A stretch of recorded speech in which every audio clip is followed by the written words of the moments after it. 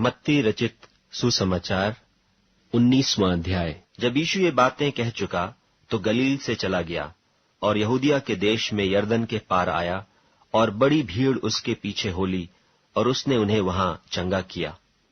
तब फरीसी उसकी परीक्षा करने के लिए पास आकर कहने लगे, क्या हर एक कारण से अपनी पत्नी को त्यागना उचित है?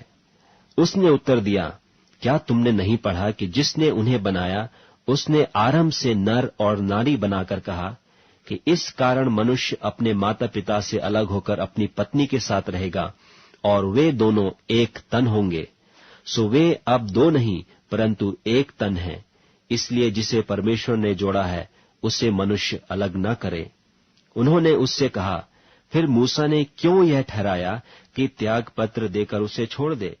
उसने उनसे कहा, मूसा ने तो तुम्हारे मन की कठोरता के कारण तुम्हें अपनी अपनी पत्नी को छोड़ देने की आज्ञा दी, परंतु आरंभ से ऐसा नहीं था।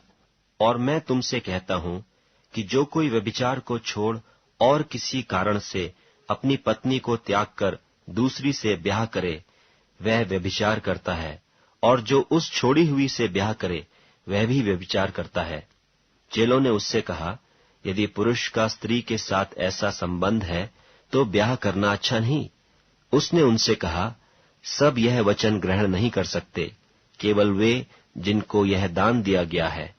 क्योंकि कुछ नपुंसक ऐसे हैं जो माता के गर्भ ही से ऐसे जन्मे, और कुछ नपुंसक ऐसे हैं जिन्हें मनुष्य ने नपुंसक बनाया, और कुछ नपुंसक ऐसे हैं जिन्होंने स्वर्ग के राज के लिए अपने आप को नपुंसक बनाया है।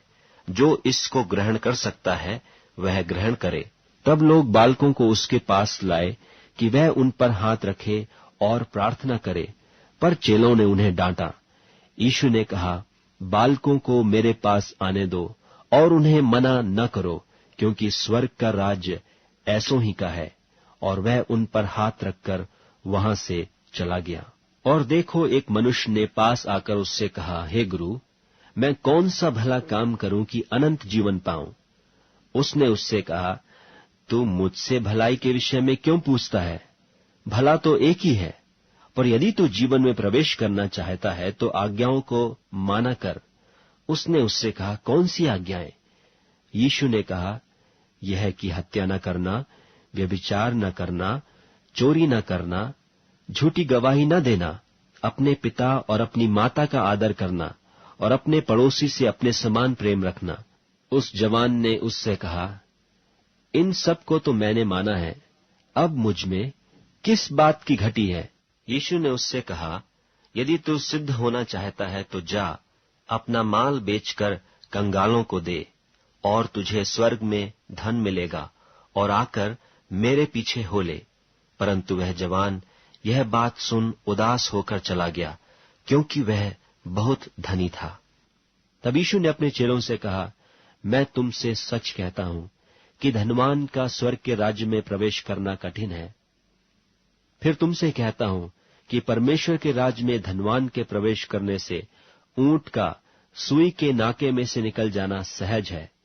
यह सुनकर चेलों ने बहुत चकित होकर कहा, फिर किसका उद्धार हो सकता है?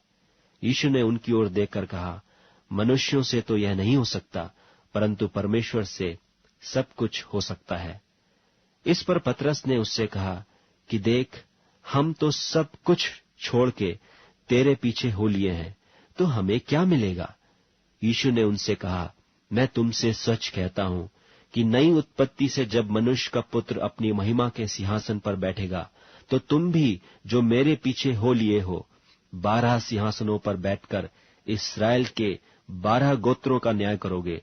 और जिस किसी ने घरों या भाइयों या बहनों या पिता या माता या लड़के बालों या खेतों को मेरे नाम के लिए छोड़ दिया है, उसको 100 गुना मिलेगा, और वह अनंत जीवन का अधिकारी होगा। परंतु बहुतेरे जो पहले हैं पिछले होंगे, और जो पिछले हैं पहले होंगे।